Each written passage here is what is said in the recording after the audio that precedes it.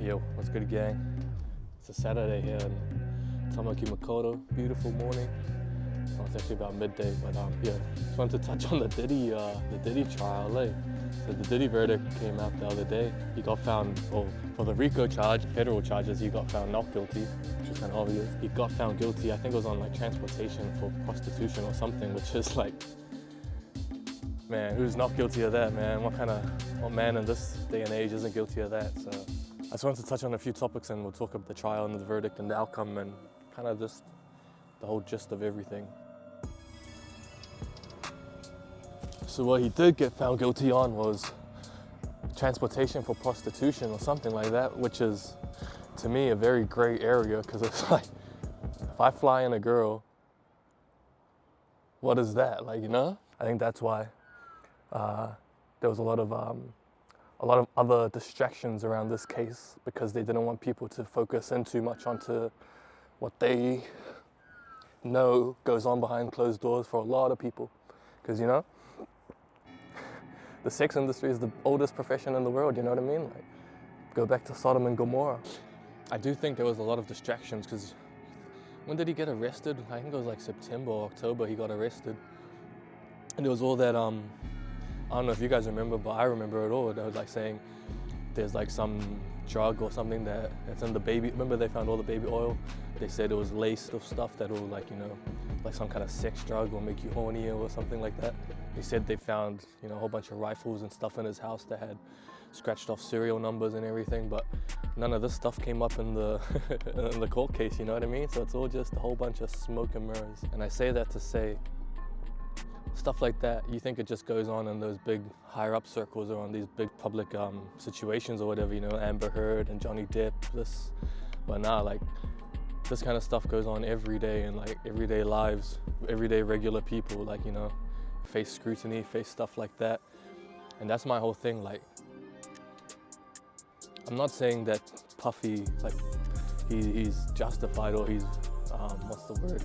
He's vindicated from his not guilty of the, no, like, he deserves to go away. He deserves to be put in prison. I'm on that side, but I'm saying, like, it was unfair the way narratives, stories, and all this stuff was just wild stuff, accusations and stuff were brought up against the man, and he had no way to prove it or no way to even fight his innocence. The RICO charge got called not guilty. None of the stuff that was reported early on got brought up. It makes me think none of it's true. It really makes you wonder, like, who's behind it, why, well, like, what are they doing? And so it's all just power moves and all behind the scenes. If you pay attention, you'll see it all. You'll see the connections. There's a whole bunch of powerful people and powerful companies that are pulling strings behind the scenes. You look at Drake and Kendrick and the whole record label war there. Like, who's behind Universal? Look up these names: Leo Cohen. Who else is there? Fucking forgot buddy's name. And he appointed his son, Lucian Grange and Elliot Grange. Like, look up these names and look at how they're connected in these industries and with other industries. And, oh, you don't have to, but that's just what I'm saying. I just kind of notice it all. But yeah, I say all that to say, like, when, you know,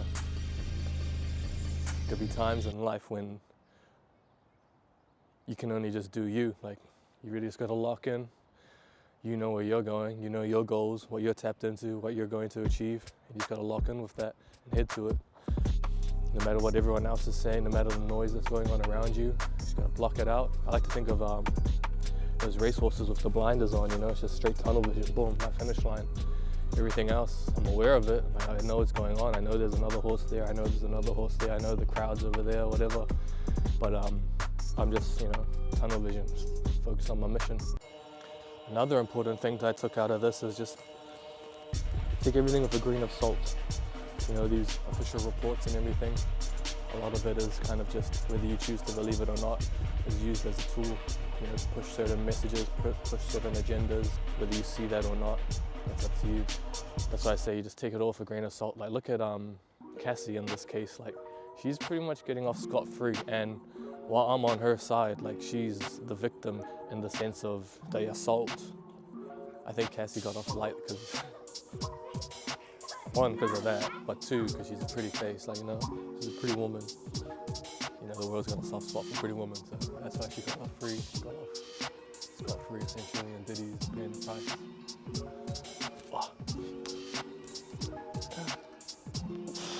She is not the victim in the sense of the sex parties or whatever, that kind of stuff. Like, she's like the master, like she was like low-key the admin and organizing all that kind of stuff, and now she's over here like pointing the finger at Diddy, saying like he done this, he done that, and yet there's so much evidence of her, like them breaking up, her coming back to him, like, you know, like I don't know how she's kind of getting off. Like, I mean, I know why she's getting off scot-free, because she's a woman and she got abused domestically, and, you know, she got beaten up. So obviously my heart goes out to her and I'm with her.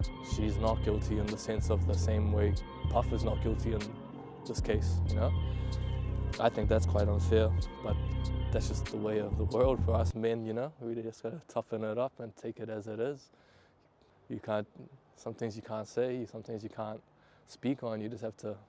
The second point about the whole Cassie thing is that when it comes to male versus female, regardless, the male is always going to be looked at as the bad person and the female is always going to get away less so, you know what I'm saying? Diddy's guilty for sure and should be serving time, 100%.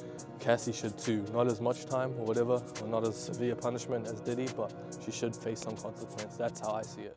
That's fair.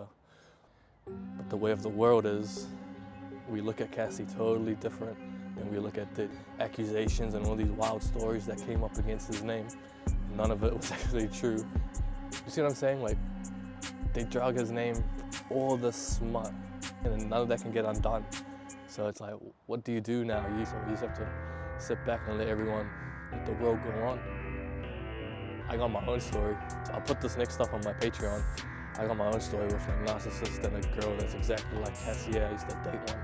And bro, she put me through the rails, eh? She was doing me so dirty, like, bro, she like everyone I knew, like, everything, eh? Like, the thing is, like, she didn't think I knew, so I was kind of like playing back. But at the end of the day, like, fellas, like, you can play and you'll get your wins and stuff, you know, you'll collect your dubs, but you're never gonna be the female when it comes to that, you know what I mean? Like, good luck, like. So yeah, just good luck with that. I say all that to say that, you know, Cassie, she's the real monster to me in this whole case. It's Cassie, she's the evil one behind this all. Like, you look at the facts, like, she kept going back to Puff even after they were done, like, even after they were finished. Like, she kept going back to him because she knew what was going on and what they were getting off with these parties that they were hosting. And then there's also the point that Cassie, talking about Cassie being the mastermind behind it all. If I was a victim and I could get away from someone like that, like Puff allegedly was, like they were making him out to be, I would not go back, you know, once I'm away. But that's not what happened in reality. Like, they separated and she kept coming back. She went back, she went back.